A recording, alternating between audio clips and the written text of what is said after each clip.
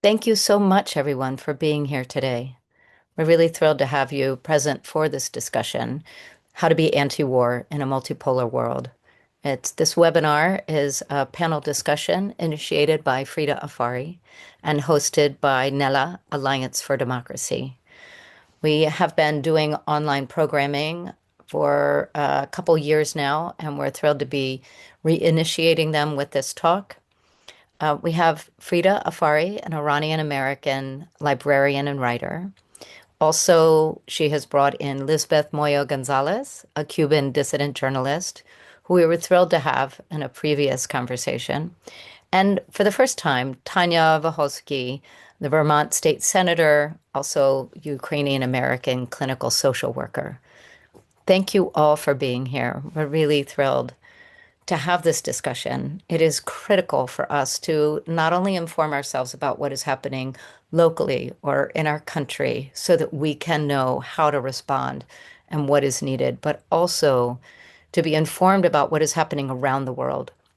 Not only what's coming in on the news feed, but also from those who are experiencing it firsthand, who have the knowledge to share with us so that we can be supporting one another in a way that is sustaining.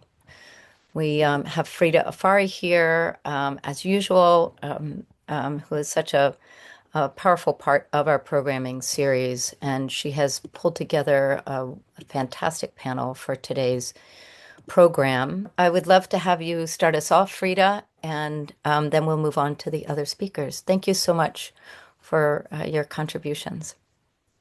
Thank you, Mary Linda. Thanks to Lisbeth, Moya Gonzalez, and Tanya Vyhovsky, and hello to the audience. So on February 28, when the US and Israel launched another brutal and destructive war on Iran and wreaked havoc to the region and the world economy, some expected a US deal with a faction of the Iranian army, also known as the IRGC, or the Islamic Revolutionary Guard Corps. No one, however, had predicted that almost 4 months later, the US would remove all restrictions on the Iranian regime, grant it a lucrative deal, break with the Netanyahu government, and leave in utter defeat. So let's look at some of the details of the agreement, which is called the Islamabad Memorandum of Understanding between the US and the Islamic Republic. It promises, quote, permanent termination of all military operations on all fronts, including on Lebanon. It removes its forces, the US removes its forces from the proximity of the Islamic Republic within 30 days.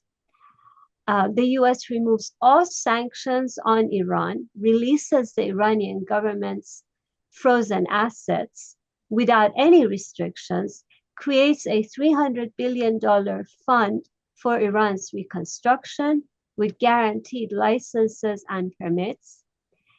The US implicitly allows Iran to charge transit fees on the Strait of Hormuz after 60 days. It promises that the US and Iran will refrain from interfering in each other's internal affairs. It calls for open-ended talks on Iran's nuclear program and makes no mention of Iran's missile program or its proxies in the region. And of course, it remains to be seen whether Israel will abide by any ceasefire agreement.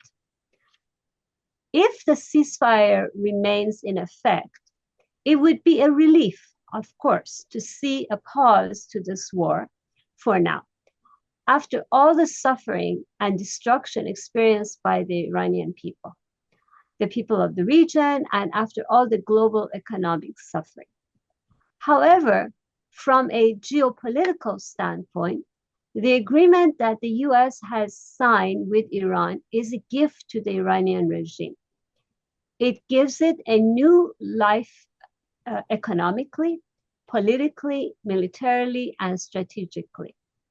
It also does not say anything about the regime's violations of human rights or Iran's regional proxies promoting war and destruction in the region.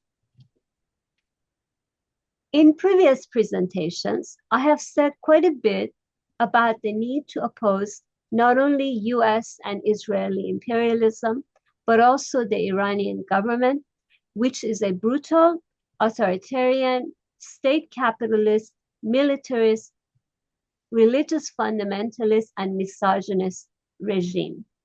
This is a regime that has, for the past 47 years, killed thousands of its citizens, tens of thousands of its citizens, and is hated by the large majority of its own people. Iran has the highest execution rate in the world after China.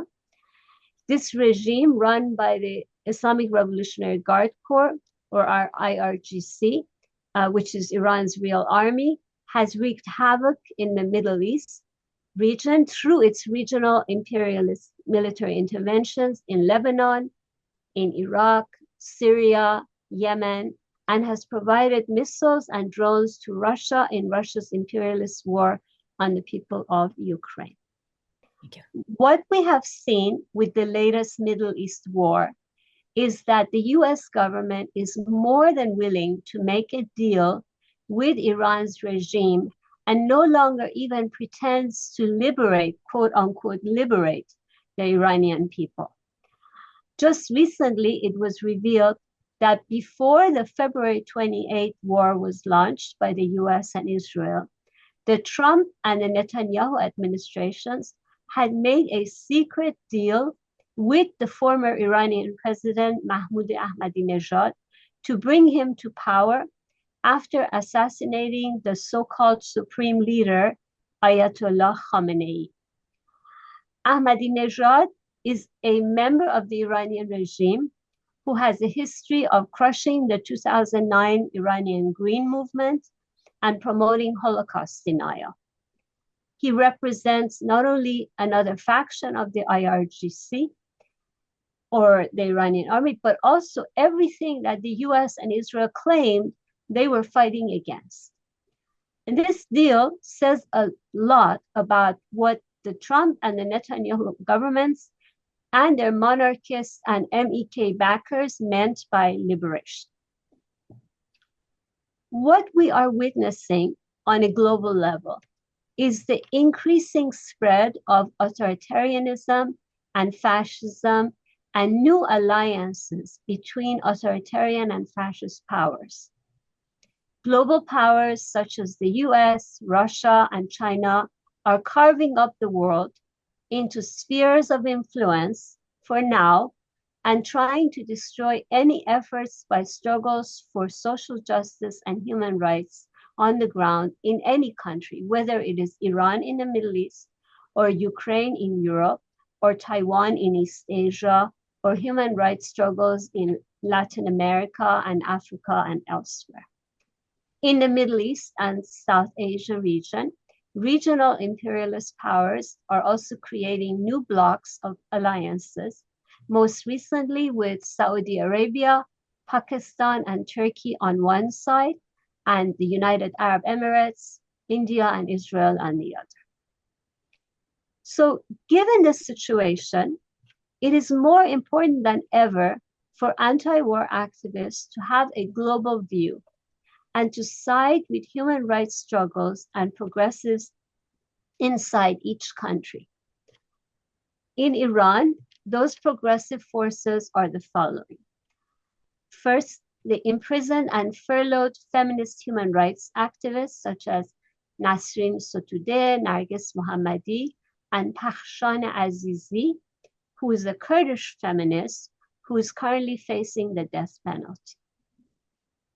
Then we have Kurdish and other national minority activists in and out of prison who oppose both the regime and various imperialist powers. We have imprisoned labor activists, including members of the teachers union. We have student and intellectual activists, many of whom have demanded a system of education free of dogma and religious fundamentalism. So a principled opposition to war also requires an end to US military aid to Israel and is an opposition to Israel's occupation of Palestinian lands and support for Palestinians and Israeli Jews who believe in the peaceful coexistence of two peoples in a secular democracy on the basis of equality, whether in one state or in two states. Let us not forget about solidarity with Afghan women's rights activists, who are some of the most courageous progressive forces in the Middle East and Central Asia region. Since the US withdrawal in 2021, after 20 years of imperialist occupation of Afghanistan, the Taliban have returned to power. They have forced women out of schools beyond sixth grade and out of almost all jobs. They do not want women to be out in the streets, even with the full hijab and even when chaperoned by men. 2 weeks ago, protests by women and men against Taliban's misogynist and religious fundamentalist dictatorship emerged in the province of Herat, and they need our support. Now, on the US home front, we have seen a growing popular opposition to the US and Israeli war on Iran and on the Palestinian people. However, we cannot assume that the opposition now emerging from below will go in a progressive direction. Fascism in the form of MAGA still has a very strong mass base in the US. Various fascist leaders and commentators such as Marjorie Taylor Greene and Tucker Carlson, have been trying to push the mass dissatisfaction with this war in the direction of anti-Semitism and simply opposing Trump's actions as a sign of derangement. They also defend Putin's imperialist invasion of Ukraine and support the European extreme right. They continue to promote anti-immigrant hatred, misogyny, and America First extremist nationalism and racism. So for anti-war activists in the US, a principled opposition to war requires addressing the wars abroad and at home and the structural reasons for them.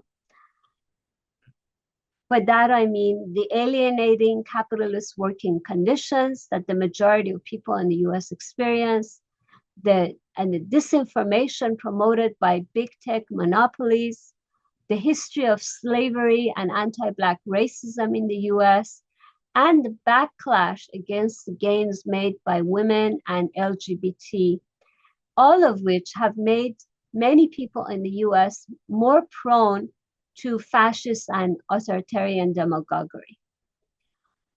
The capitalist tendency toward the increasing concentration and centralization of capital in the hands of few entities and states is leading to destructive global competition and wars. So let's take all of these issues into consideration when we talk about developing a principled anti-war movement.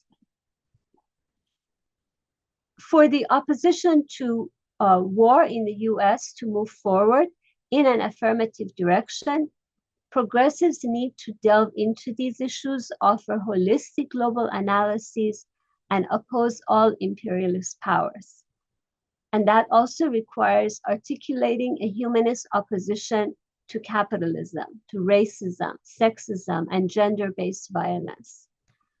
I would like to say more about solidarity work during the discussion, and we'll have links to some educational resources to share.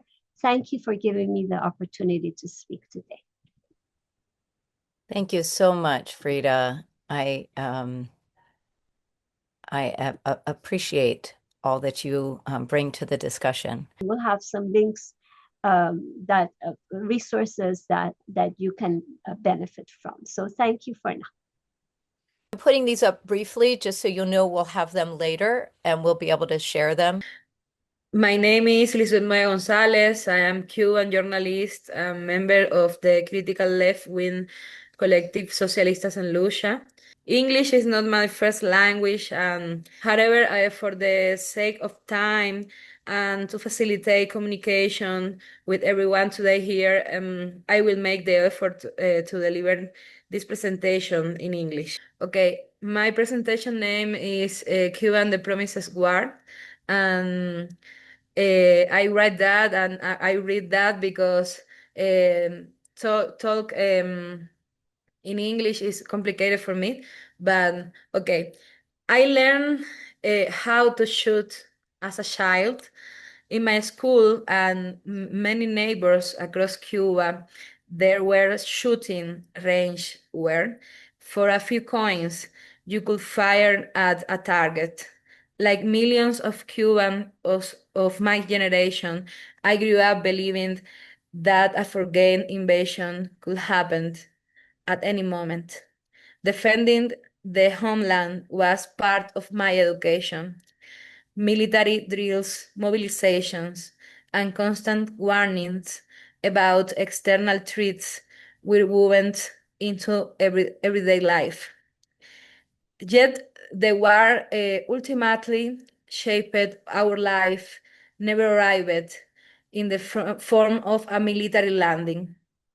It arrived as hunger, it arrived as blackouts, it arrived as institutional decay, it arrived as a mass migration, it arrived as homeless.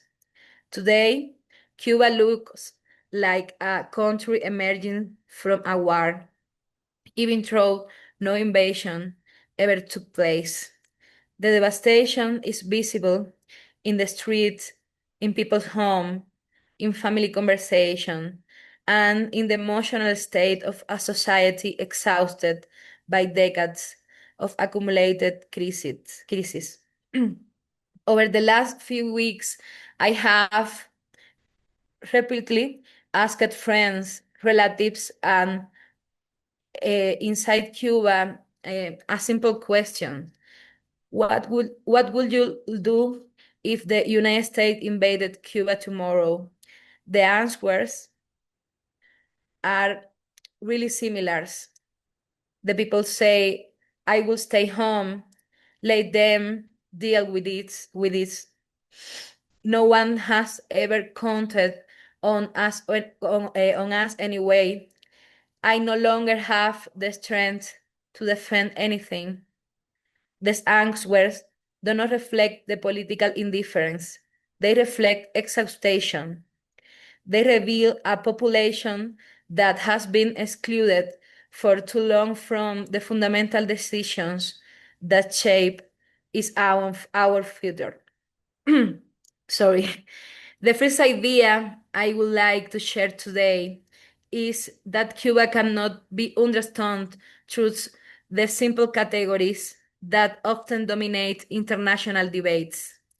This is not a story of good versus evil.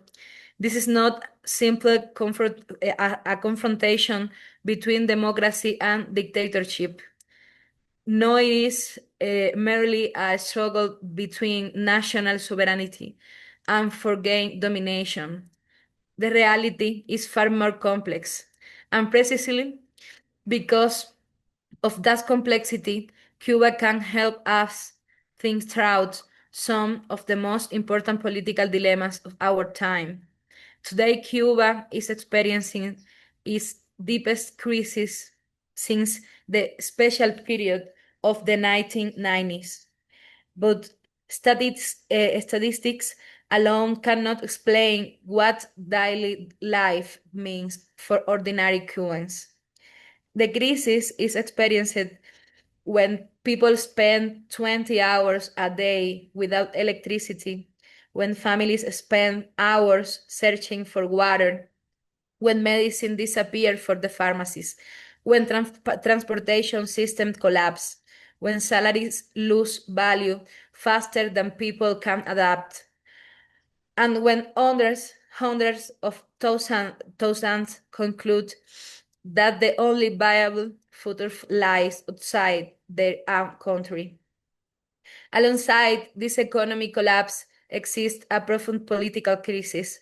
For decades, the Cuban government asked citizens to sacrifice in the name of sovereignty and resistance against United States. Yet, there is the negotiation that the Cuban state has systematically postponed, the negotiation with its own people. Demands for political participation, civil liberties, economic reforms, and democratic rights have been delayed time and time again. The result is an ever-growing distance between institutions and citizens. That is why so many Cubans today feel they have nothing left to defend. Yet discussions about Cuba often force us into a false choice. We are told to choose either you support the Cuban government or you support Washington. Either you condemn the embargo or you condemn repression. Either you defend sovereignty or you defend human rights. The binary logic is deeply flawed because it erases part of reality. USA sanctions have caused real and profound harm to Cuban society. At the same time, the Cuban government has restricted fundamental freedoms and blocked reforms that many citizens have demanded for years. But statements can be true at the same time. If we want to understand Cuba, we must be capable of holding both truths simultaneously. The problem with a binary narrative is that they erase real people. They transform Cuban society into an ideological symbol, a battlefield for competition, for comparing political projects, while the voices of ordinary Cubans disappear. The reality is that Cuba has become trapped between external pressures and internal authoritarianism, and the people bear the cost of both. There is any other dimension of the crisis that received far less attention. Poverty has also become a business. Entire economic network now profits from Cuba's permanent state of emergency. Remittance, service, food imports, medicines, shipments, generators, and countless products necessary for survival. The Cuban diaspora sustains millions of families. At the same time, different actors, including sectors linked to state structures, participate in economic built around scarcity. The result is a painful paradox. Many different actors benefit economically from a crisis that continues to destroy everyday life. This brings us to what I believe is the most important question. Where are the Cuban people in these discussions? Government speaks, political parties speak, the left speaks, the right speaks, expert speaks, exiles speaks, but too often Cuban themselves appear only as objects of debate, not as political subjects. And yet there is a clear demand for change. Cuban want dignity, they want rights, they want participation, opportunities, a future they can believe in. Cuban experience also help us understand broader global questions. How do we defend people without becoming uncritical defenders of states? How do we reject imperial intervention without justifying authoritarianism? Authoritarianism.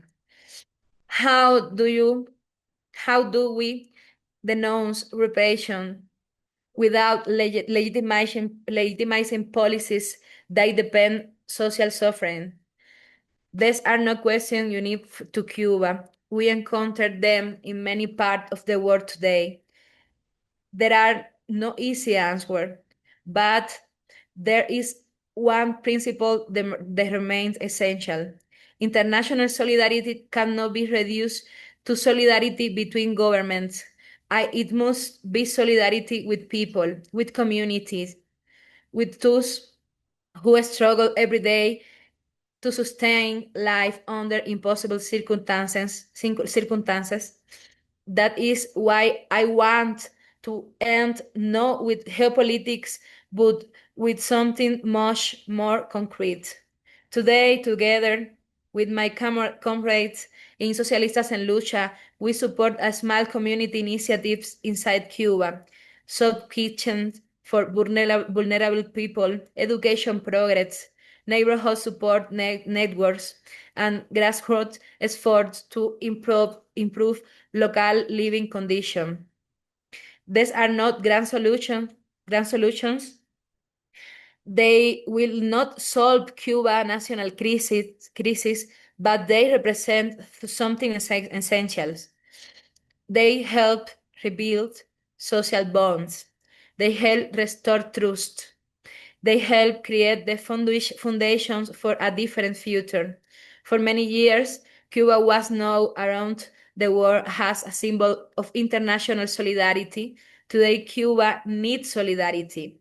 And when I speak solidarity, I don't mean choosing between a government and a for gain power.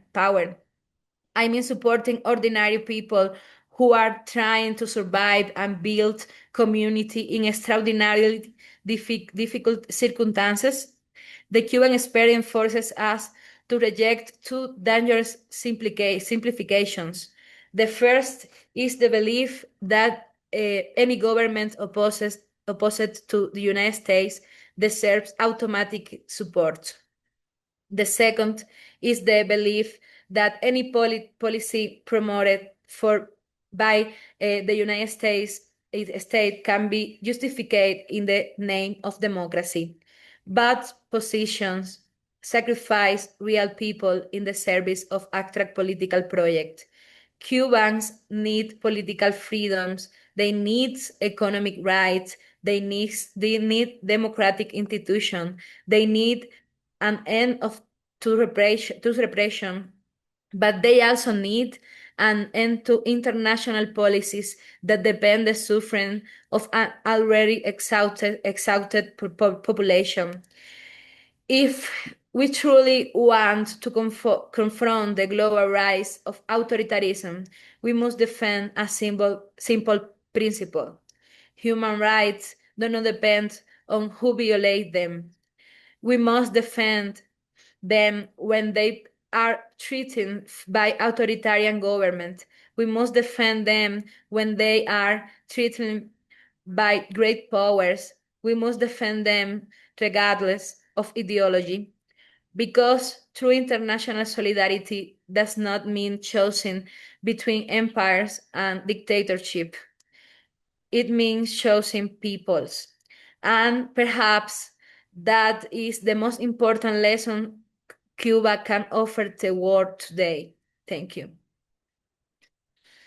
It's complicated for me because I don't have the better English, but It's beautiful. I think, Lisbeth, I just want to say, I was just going to say thank you. Such a powerful and clear representation that not everyone has on what is happening and has been happening for so long. And I appreciate you pushing through that because it's so much more powerful to hear you speaking where we understand as you are speaking. So thank you. We will move on to Tanya. And I just want to say again, Tanya is a Ukrainian American, Vermont state senator, and clinical social worker. And I really look forward to what you have to share with us today. So please unmute yourself, and I am going to pin you so you are seen by everyone. Yes, wonderful. Thank you. So I don't feel like I need to really introduce myself because you did such an excellent job, but I'm Tanya Vyhovsky. And what I want to do is give a little bit of history of Ukraine. Ukraine has been a country that's been fighting really for its sovereignty at the hands of multiple different imperialist forces for much of its history. And I think some key points that people need to really be aware of with regards to what's happening in Ukraine right now is that in 1994, shortly after Ukraine gained independence from the USSR, the United States, United Kingdom, and Russia compelled them to give up their nuclear arsenal in the Budapest Memorandum. And that compelling came with promises of security, sovereignty, independence, and a preservation of the 1994 borders of Ukraine, and a pledge of non-aggression from Russia. In 2014, Russia invaded Crimea and has occupied Crimea ever since. That is a direct violation of the Budapest Memorandum and of multiple other international laws. And then in February of 2022, Russia began a full-scale invasion of Ukraine. Russia believed that that would be a quick experience. They would quickly take over Ukraine, and they have the administration and the government in Russia has repeatedly said that the only peace that they will have in the region is when Ukraine is wiped off the map. They are damaging cultural buildings, they are bombing civilian infrastructure, and they are kidnapping Ukrainian children and forcibly adopting them into Russian families and sending them through re-education camps to teach them that they are in fact Russian. That is ethnic cleansing. It is a violation of, again, multiple international laws. And Ukraine simply giving up and saying we're not going to fight a war does not bring peace to Ukraine. And so I think it's important as we think about what it means to be activists for peace and activists against war, that we ask ourselves the question of what is peace? Is peace occupation of Ukraine? Is peace Ukrainian children being stripped of their cultural identity? I don't think that it is. And when I speak to Ukrainians on the ground, neither do they. I was in Ukraine in August, where I had the privilege of meeting with leftist activists and students and unions and soldiers across the country to have these conversations, to have the discussions about what is a lasting and just peace in Ukraine.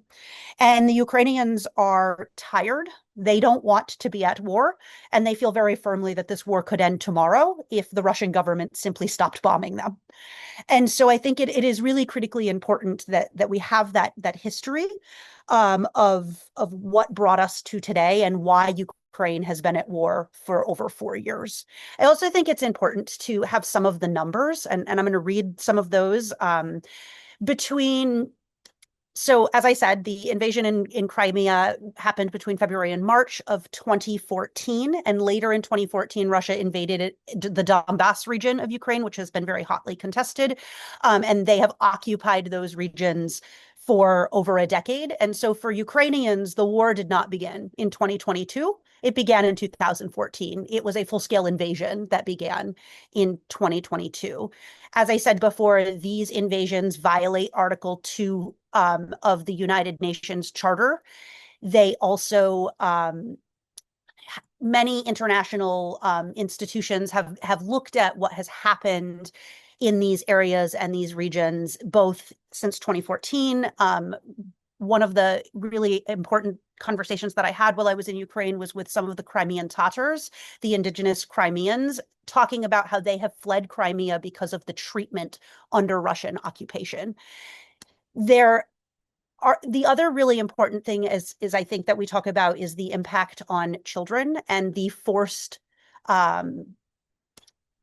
as I said, so at this point, it is believed that at least 20,000 children have been forcibly removed from their Ukrainian homes and sent to Russian families or into these re-education camps where they have, in many instances, been tortured, and it's simply not acceptable. So the numbers and the numbers I have are a little bit older, but I think, one of the first things we saw in 2022 was the invasion and occupation of Mariupol. Over 20,000 Ukrainians perished during that attack, including women and children at a maternity hospital that was targeted. They have identified, as I said, at least 210 sites where Russians have relocated Ukrainian children. Some of these have been in Russian occupied areas of Ukraine or within near those borders. And those children have been stripped of their language, stripped of their cultural heritage, and either forcibly adopted or militarized into the Russian army. This is a violation of the Geneva Convention and the Rome Statute of the International Courts. The Presidential Commissioner for Children's Rights of the Russian Federation is very closely associated with this process of abducting children, which, as I said, now numbers over 20,000 at least. The Russian government has also occupied since June of 2022 the Kherson region. They have announced that all newborns will be Russian citizens, all orphans will be registered as Russian citizens, and they have also been participating in what they have called human safaris, where they track citizens down the street and hunt them with drones to practice for what they're going to do in the rest of Ukraine. And the aggression has escalated. When I was in Ukraine last August, yes, I experienced air raids, but it depended on where I was. When I was in Kiev, we experienced a couple of air raids leading up to the Trump-Putin Alaska talks, because those were going on while I was there. But for the most part, during the day, things were largely safe. That is no longer true. When I traveled closer to the front lines to Kryvyi Rih and Dnipro, children in Kryvyi Rih are learning in bomb shelters. It became too disruptive to their learning to evacuate them every time there was an air raid. And so they simply turned the bomb shelters into schools. And they have a cycling schedule because the bomb shelters aren't as big as a full school building. And so children get about half the amount of teaching because they can't have all the children in the bomb shelter at the same time and still have it be a remotely conducive learning environment. In Dnipro, there are bomb shelters on every corner, like you might see a bus station, so that people can flee the streets quickly. And in Lviv, at the time that I was there, there hadn't been much air raids or bombings since in many, many months. And now that is simply not true. The whole country is under constant attack. And what we are seeing is that what they are targeting is apartment buildings, schools and hospitals, universities, cultural buildings. Very recently, just within the last few days, we saw, nearly 1,000-year-old Orthodox churches targeted by drone strikes. We saw, again, universities. These are not military structures. These are war crimes, is what these are. When I was in Kryvyi Rih, we visited a children's park that had been targeted in April of the earlier that year, where 19 people died, most of whom were children. And what was around that park was a restaurant, a school, and apartment complexes. And it has become a shrine to the children and the people who died there. And not only did the Russian military target this children's park, they used cluster munitions, which are illegal. They are using cluster munitions anywhere is a war crime because when they strike, they scatter and they cause much more injury and civilian impact. And so one of the things I've struggled with as I myself consider myself to be someone who is pro-peace and anti-war, one of the things I have struggled with is people who think Ukraine should simply stop fighting. But that brings me back to that sort of foundational question that we have to ask ourselves as principled anti-war activists is what is peace and what is lasting and just peace? And I think we know from 75 plus years of occupation in Gaza that it is not occupation, and that doesn't lead to lasting peace, and it doesn't lead to anti-war. And this is part of a broad-scale international rise in authoritarianism and in this idea that these world powers and these empires and these imperialist forces can simply carve up the world and divide up the assets. But what I think we forget is that those assets are human beings and that idea is completely unacceptable. And the point has already been made, but I think it is such an incredibly important point that we don't fight that type of global authoritarianism without on the ground international working class and people to people solidarity, with building our connections, whether it be through international union organizing or whether it be through international mutual aid and support, and really publicly making that known. The authoritarians and the fascists that are trying to take over the world are connected. Sure, they'll sell each other out the moment it's convenient for them, but this is not coming from nowhere. This has been planned, and this is capitalizing on deep grief and despair.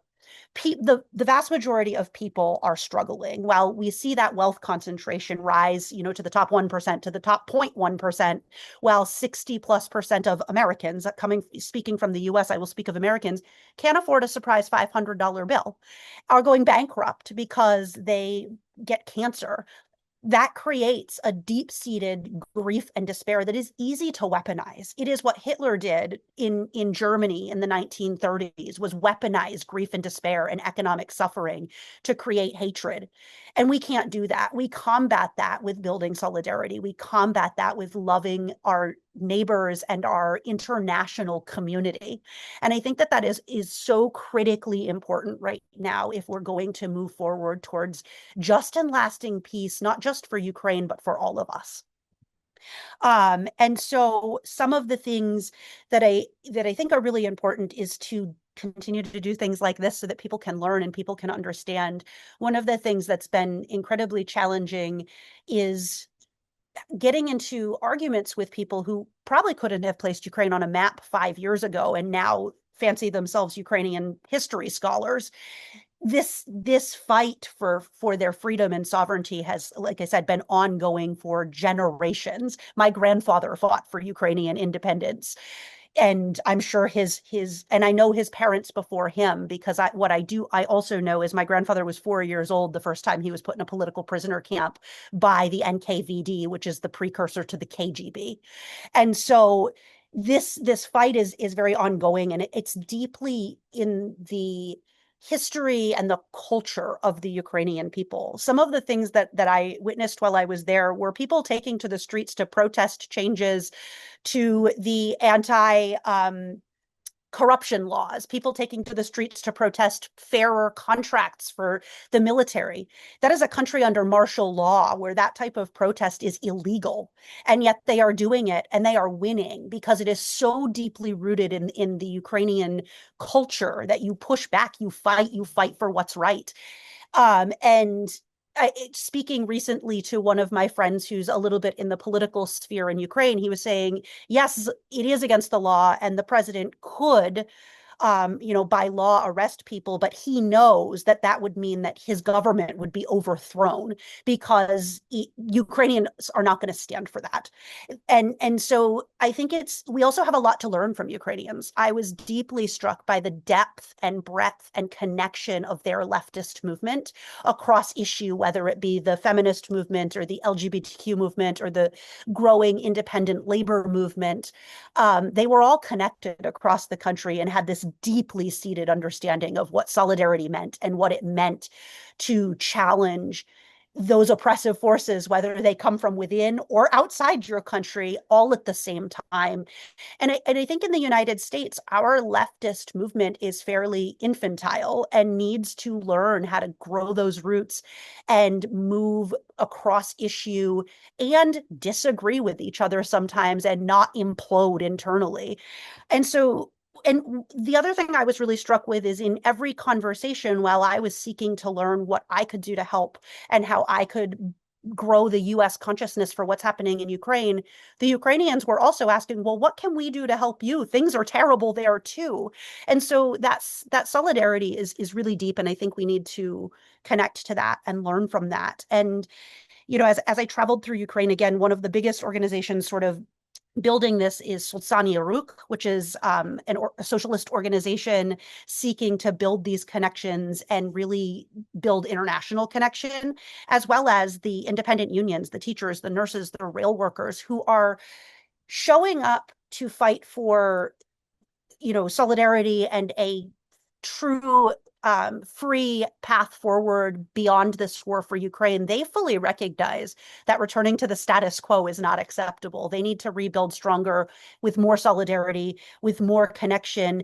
And in the meantime, they're also teaching in bomb shelters, and the rail workers are regularly deployed to excavate bombing sites along with the mine workers. And so they also need our help and our support and our care and understanding of what is happening right there on the ground. And I'm going to name a couple of things that ways people can plug in if they're interested. I also have some slides that I can share that give all the links to those as well as my contact information.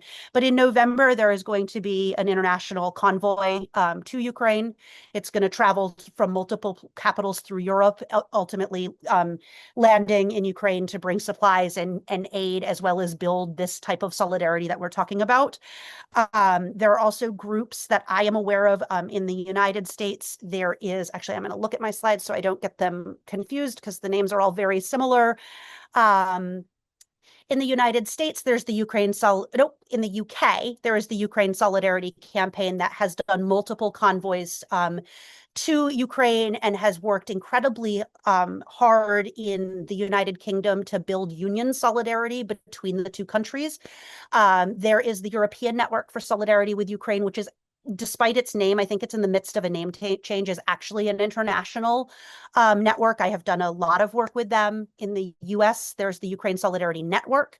And then, like I said, there is this upcoming convoy to Ukraine. Very recently, these networks joined together to raise money to get blood analyzers to the nurses in the war frontline hospitals so that they didn't have to transport injured soldiers from these frontline hospitals into the larger centers.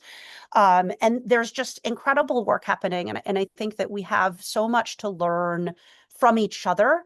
And this has been wonderful for me to learn, how all of these pieces come together. And these are just 3 of the fights that are happening right now. There are so many more. And I look forward to continuing to build this solidarity and to build these networks. And I thank you. I think I'm actually over time and I wasn't sure I was going to fill it.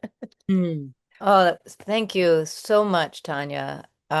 Really, again, so much information and such great context for us to have a better understanding of what has been happening, what is happening, and potentially what we can do to help. We're focusing today on Iran, Cuba, and Ukraine. But I'm asking Frieda if you can just share a little bit about some context to the situation in Gaza. Yeah, I mean, all the presentations that I've given on Iran, I've emphasized, and especially with this war, I've emphasized that I think that we can see a continuity between the genocidal character of the Netanyahu government's war on the Palestinians in Gaza and what we saw in this latest war with Trump at some point on April 7th saying that he was going to destroy a whole civilization. So that is what we're seeing more and more, the genocidal intent and the genocidal war. And of course, I based on what Tanya said and what we ourselves have learned about Ukraine, we can say that Russian government's war on Ukraine has been genocidal. And these are not the only ones, others too that I could mention. What we're seeing is the genocidal war becoming the norm. And so we've seen at least 75,000 deaths of innocent people in Gaza since Israel launched the war on its latest war on Palestinians in Gaza after the October 7 Hamas war on Israel. And we're seeing the ethnic cleansing campaign in the West Bank. That people are being pushed out, Palestinians are being pushed out of their native homes and their homeland. So there's no way we can separate any of this. And that's why in my talk, I mentioned that part of our solidarity work involves solidarity with Palestinians against Israel's occupation of Palestinian land and promoting those Palestinians and Israeli Jews who believe in peaceful coexistence, but on the basis of secular democracy, equality, either in one state or two states. Because we cannot, there is no way that we can go by the discourse that says it's only, the land is only for Palestinians or only for Israelis. It's both peoples that have a right to the land, but Israel has been occupying Palestinian land, taking over the whole region for itself. So there are people on the ground, both Palestinians and Israeli Jews, who believe in peaceful coexistence, and those are the ones that I believe that we could work with. Do you want me to say more about other solidarity work now, or wait until a few questions are asked and then? I would like to have people have the opportunity to ask questions. I do think, Frieda, that what all of you shared brought to the fore so clearly the need for international solidarity for the peoples, not the governments, but the peoples to connect and to find a way to do cross-country coalition work. I know that we, as NELA, and then our work with No Camps California, and the West Coast Connection Call, all of this is all about connecting so that we can support, not have to reinvent the wheel, understand, amplify what is happening in other areas.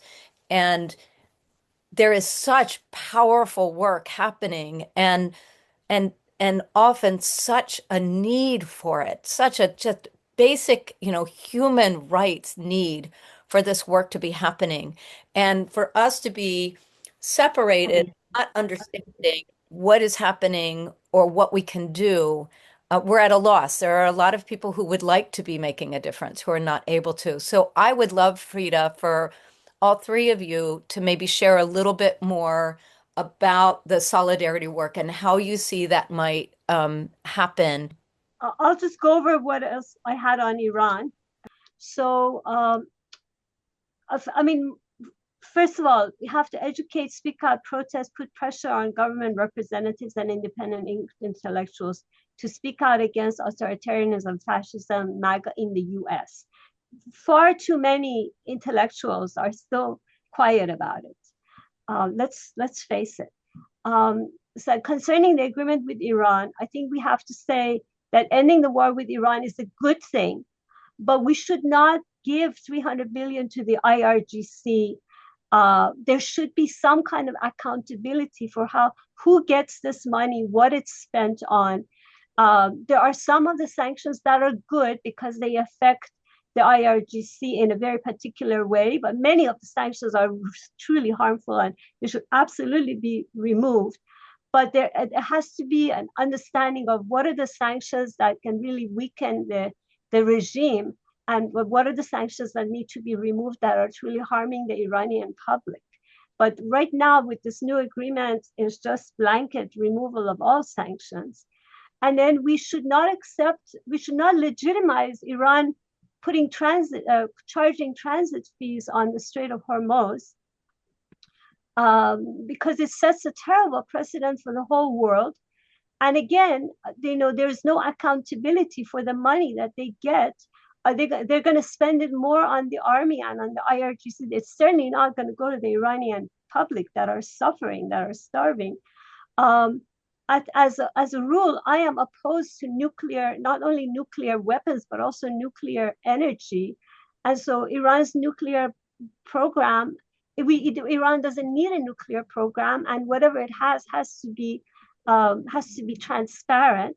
We don't need the Iranian proxies in the region. They've wreaked havoc in the region for several decades, and we don't need Iran's missile program. So that's number two.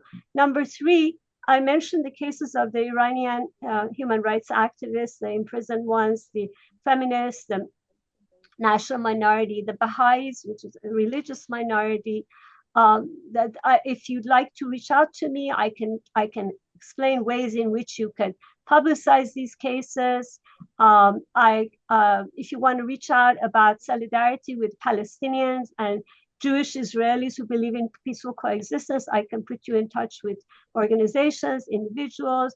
If you want to defend Afghan women, Afghan girls, whether it's through financial support or helping with education, underground education, please reach out to me. And then in general, we need to take a clear stand against all global and regional capitalist imperialist powers, whether it's Ukraine, Myanmar, Sudan. And in the US, I think NELA has been a good example of what it means on the home front to fight against ICE and the detention centers that are increasingly taking. I think there are at least 60,000 detainees, immigrant detainees in the detention centers in the US. And that is building on the prison industrial complex that we've already had in this country, which has had 1.8 million people in its prisons and detention centers. We have a Trump administration got $175 billion for its so-called Department of Homeland Security. And just 2 weeks ago, they got another 70 billion again for so-called Homeland Security and ICE. And so they now have about $250 billion just for surveillance and for policing and for assaulting people's civil rights and detaining more immigrants. We need to connect all these issues, the wars abroad, the wars at home, the wars on women, the misogyny, and learn about how to fight authoritarianism, fascism, humanist alternatives to capitalism, racism, sexism. Those are the resources that I've provided, which Mary Linda put on the screen earlier, and feel free to put it on the screen again. Yeah, I mean, Frieda is exactly right. We have to work to connect all of these issues. And one way that I have found some success in doing that has been in connecting union to union internationally. So I think one thing we can do at home, if our workplace isn't unionized, work on unionizing it if we can. If it is unionized, get involved with the union. If the union is a problematic union, when I know that they exist, take over the leadership structure. But I've had an incredible success in sort of building these connections and having these discussions, really connecting, for example, I will use in Ukraine, being able to connect the regional International Brotherhood of Electrical Workers directly to the electrical union in Ukraine. Electricity has been a huge problem. That's been the infrastructure that has been hit most frequently as they go into winter, so that they have blackouts and it's cold. But being able to connect those unions directly both builds power as well as creates those spaces for mutual aid. And when I look at countries who have a much more robust union system than we do, they're often much better at pushing back against really problematic changes. But I think we need to work on building that capacity within our organized labor. And our organized labor are the people that are often, or non-organized labor are actually the people that are most often impacted by the economic crises and the manufactured crises of inflation and all of the things that we're looking at in the United States. And I think that organizing is just really important. And in the United States, we don't have a very recent history of, at least not in my lifetime, but I know it's happened. I mean, we won civil rights. We pushed back against apartheid in South Africa, and that was with mass mobilization. And I think really engaging with our union structure and growing that is one way, and then connecting to our brothers, sisters, and siblings in other countries is ways that we can really start to build that mass organization. And we've seen that solidarity with us in some of the sort of no kings when multiple other countries are taking to the streets to really say, actually, what's happening in the United States is unacceptable. And so I think we have to keep building that, and we have to keep growing that to really push back and recognize, unfortunately, that if we are truly challenging power, they're probably not going to respond to us peacefully. And so being prepared to care for, having been at an ICE raid in locally not that long ago when people really pushed back and said, no, you're not coming in this home, it got ugly. And we had, but we had medics on site. So I think really starting to train people how to be nonviolent resistance, knowing that that's not what they're going to receive in return. Thank you, Tanya. Lisbeth, is there anything you would like to share and anything that you want to say more about being in solidarity? Sí, prefiero hablar en español. No sé si el traductor está por ahí. Sí. Ujú. Raúl está aquí. Sí, sí, Raúl está aquí. Ok, bueno, decir que muchas gracias por el espacio, que dejé en el chat mi correo electrónico por si tienen preguntas, si les gustaría enviarlas, estoy abierta a responderlas en inglés sin problema. O sea, creo que es la mejor vía para comunicarnos con más tiempo y tal. Nada, y solamente decir que... En el caso de Cuba, como que estamos constantemente tratando de recoger donaciones para ayudar a la gente con estos proyectos que les comentaba. Y que bueno, por vía correo electrónico también, si tienen alguna idea, alguna propuesta de apoyo a estos espacios, pueden escribirme y puedo ayudar a gestionar cualquier cosa. Eso, muchas gracias. Gracias. And Raúl? Yes, she wants to thank us all for being able to take part in this talk today, in this panel, and that she's placed her email address in the chat, and that probably the best way would be to write her with your questions, and that she will answer you in English so you can understand what she's saying, and she's very happy to do that. Yeah. Thank you. So I'm happy to speak a little bit to the union aspect. We've certainly had plenty of problematic unions, and one of the most successful things that I have seen, although it's still a little bit in process, was here locally, our local AFL-CIO organized within themselves to take over leadership with people who had much less capitalist views, much more worker-centered views. Eventually National came in and pushed them out, but there's still this pushback back and forth. And so I think, any power structure can become problematic. And anytime we're operating within a, capitalist destructive system, it can be easy to get sucked into kind of just going along to get by. But I think we do have the power, I've seen the same thing actually in our teachers union. There was a group of people who were very anti-capitalist and very much feeling like the teachers union was way too moderate and way too complicit in a lot of the problematic capitalist structures. And so they formed a smaller group, and they haven't taken over leadership, but they have really pushed back and brought more people on board to push that entire union further to the left. So I think there's ways either within the union or by fully taking over that structure to push back against that. So that's what I have to offer to that. Thank you.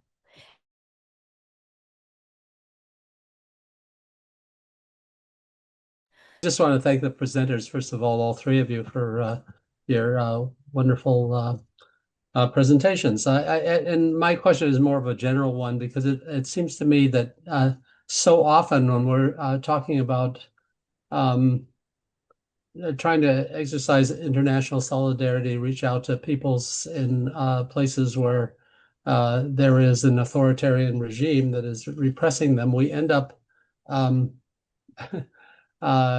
how shall I say this, supporting non-democratic, anti-democratic movements within the United States. For example, the Cuban Americans that want to go back and reestablish the kind of capitalism that the Cubans were rebelling in the first place, rebelling against in the first place in the 50s. And then if you look at Iran, there was a people's movement that ended up establishing a very repressive government there. But there was a good reason for that, and we have many monarchists in the United States who would like to reestablish the Shah uh, as a monarchy as the way of answering the questions and the needs of the Iranian people. It's a little bit different for for the Ukrainian people, but I imagine there are things like that too. And it's also a great difficulty because the Ukraine, maybe not so much. You're able to get aid to Ukraine, but in the case of Cuba, where there's a blockade, and right now in Iran, there's a blockade by the United States, it's very difficult to get any kind of aid when we're talking about mutual aid. So I wonder how we address that.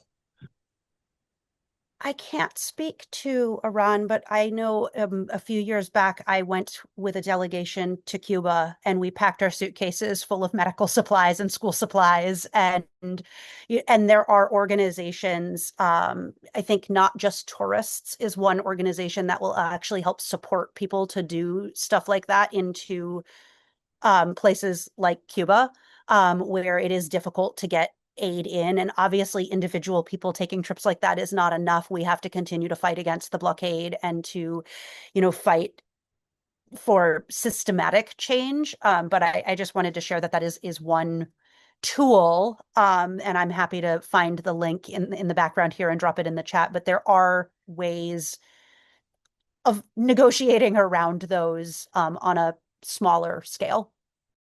On Iran, I think that's why I was trying to say, thank you, Raul. I was trying to say that if money is given to the Iran,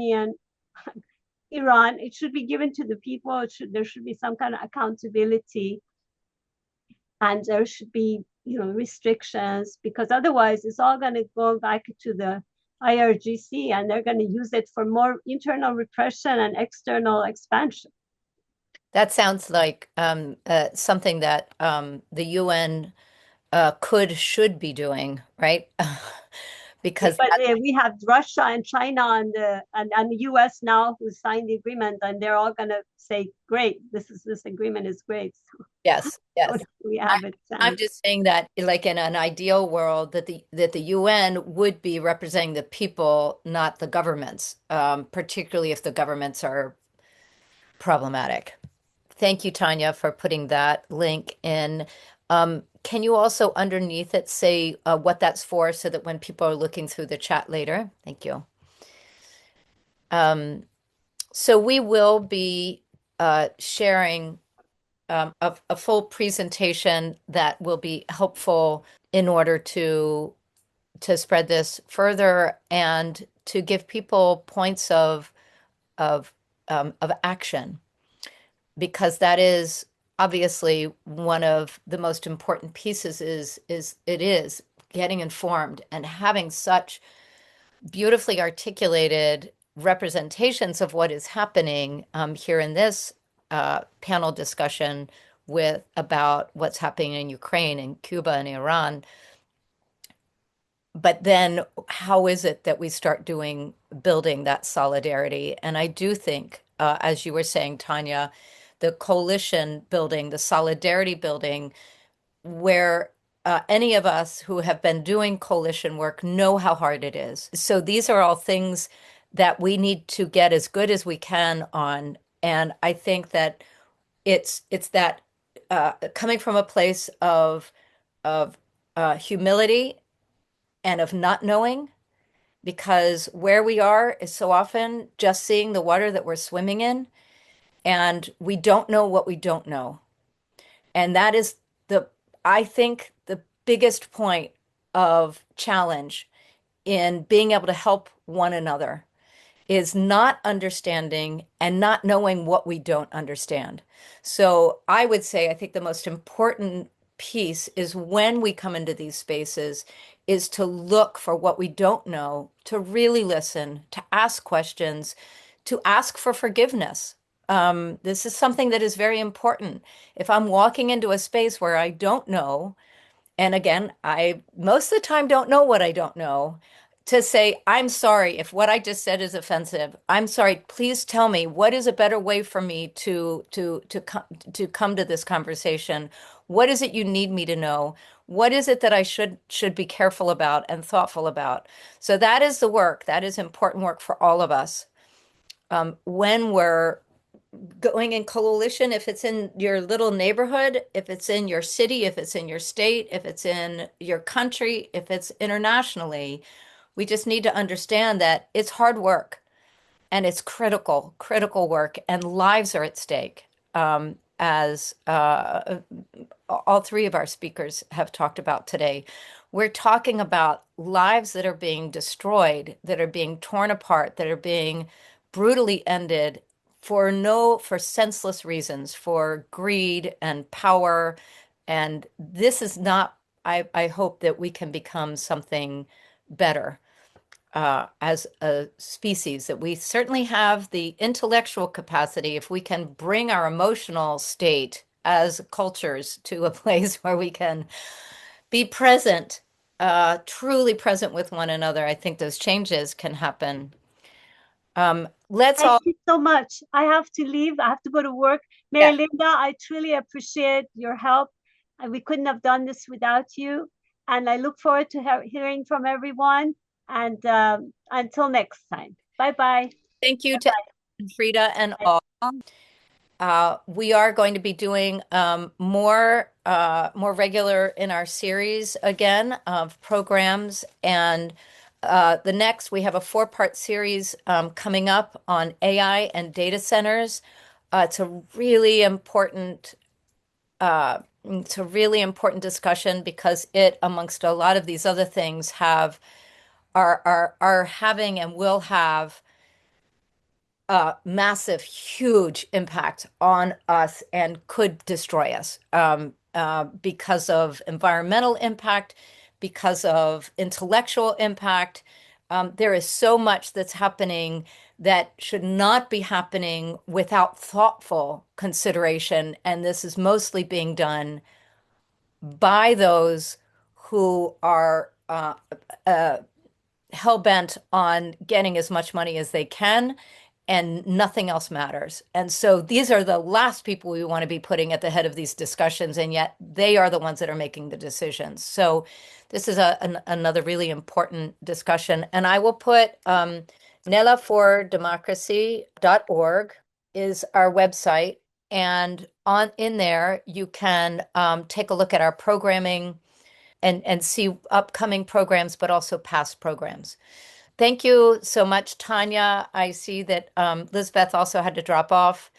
But thank you. It was really, really fantastic meeting you and having you on the panel today. Your share was really powerful and helpful. Thank you.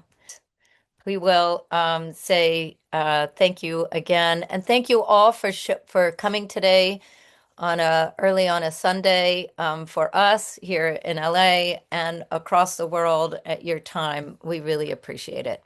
Thank you so much.